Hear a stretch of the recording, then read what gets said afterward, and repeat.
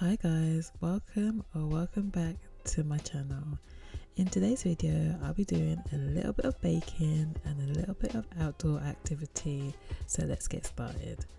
The first thing that I'm going to be doing is feeding my starter, but first we gotta wash those hands. I'm really getting into making a sourdough baked goods. I had some troubles previously with making a starter, but now that I've got it down, there's no stopping me from making the most amount of things with this starter. So here's my starter. I've been using all-purpose flour for my sourdough starter, and then I noticed that it wasn't doubling in size much. But now I put in some wholemeal flour and it's been really good. But anyway, here's me putting some of the discard aside because I thought to myself, what can I make with the discard? So I was doing a little bit of research and I realized that you can make some muffins. So we're gonna get to that in a sec. But first, let's feed my starter. So I'm putting 50 grams of flour and 50 grams of water, and I'm giving that a good mix. Once I've given that a good mix, I'm going to add that to the starter. You roughly want the same amount of starter, water and flour to get your starter to continually grow throughout the days. Sometimes using all-purpose flour, it may take a little longer than the required amount, which is about 7 days. But yeah, like I said, adding wholemeal flour really does help, or rye flour rather, and you can see this double within hours. I think I'm on 7 days here, so I'm just waiting for it to double in size so I can use it in the next few days. So excited. Anyway, here's my discard. So yeah, so here are my blueberry muffins. So you need about 63 grams of all-purpose flour, 50 grams of granulated sugar, both half teaspoons of baking powder and baking soda, and half a teaspoon of salt. You need 50 grams of melted butter and 50 grams of sour discard.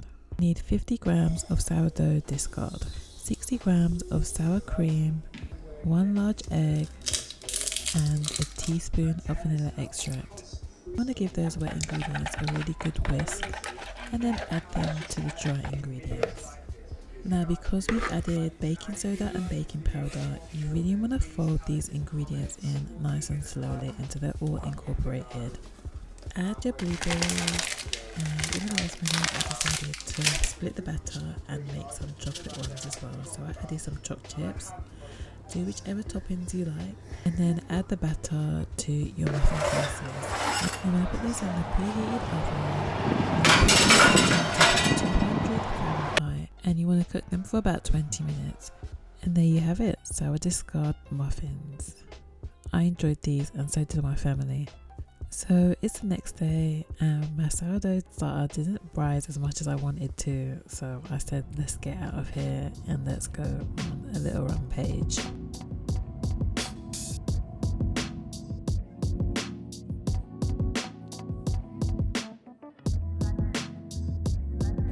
So I took the train and I went to Cumbria Market to have a look at the flowers, and I'll tell you, this is a really nice weekend activity. This market normally happens on a Sunday morning to the afternoon, and there's just so many flowers to look at, to buy, and there's also plants that you can buy also as well. There's a few shops that are open that you can get a coffee in, and let me just tell you, there were so many beautiful flowers around. I thoroughly enjoyed myself. In fact, I walked away with a little bit of eucalyptus for my house. On the way back on the train, I decided to read my Andrew Levy book and just chill. Can you tell I'm in my baking era? I'm back at it again. And today I wanted to make some croissants.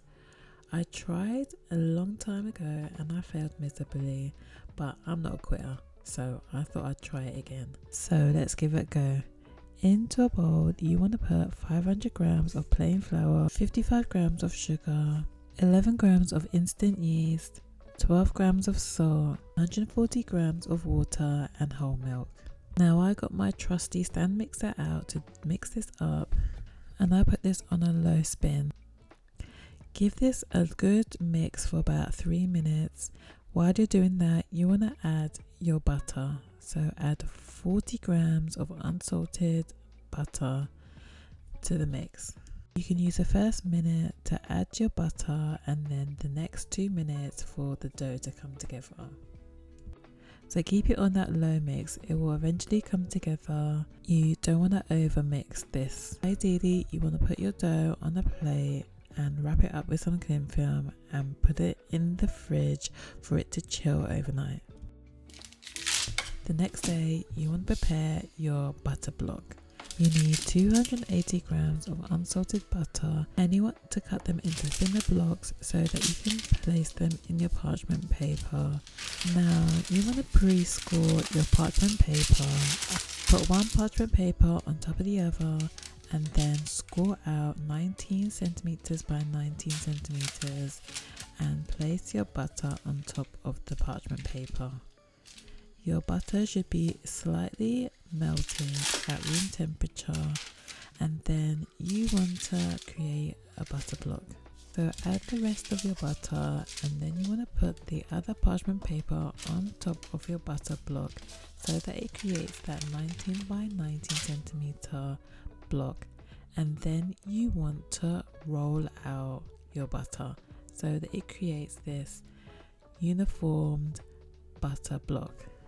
I went a bit ham on my butter because it wasn't that melted, but what you want to do essentially is to get the butter about 1 centimeter to 2 centimeters thick, and you want to get the butter to go to all corners of your butter block so that it creates this unified butter block. So roll it out, hit it, do whatever you want, get your anger or your frustrations out at this time. While the butter is nice and soft and pliable. Once done, you want to put this in your fridge for it to cool. You can then leave your dough in the fridge to cool for the next day, or you can start making your croissants the same day. If you make them the same day, you want your dough to rest for about 90 minutes before you start making them. I left mine for the next day. So the next day, or if you wait for about 90 minutes, is the time where you want to shape and form your croissants. You want to roll out your dough to a square shape. It needs to be a lot bigger than the butter block. So I rolled mine out from 26 centimeters to about 26 centimeters, and even then it was a little bit too small to cover the butter block, but we made it shake. And yeah, you want to essentially cover the dough in an envelope style with the butter. Then once you've done that, you want to roll it, and you really want to take your time rolling this out for the first roll because you don't want to let the butter melt. So roll it out into a rectangular shape, and you want to put this back in the fridge for about 30 minutes. You're going to be doing this a couple of times, that is rolling the dough out to about a rectangular shape and then putting it back in the fridge. You want to ensure that the butter stays at a certain temperature so it doesn't melt into the dough, and you also want to ensure that you create these layers within the dough that essentially makes the croissant. So you want to roll out your dough with the butter block and fold it into a bookend like so, and you want to do this 2 more times. You want to put your dough back in the fridge every time you do a session. Once you've done the 3rd session, you're then ready to shape and roll your croissants.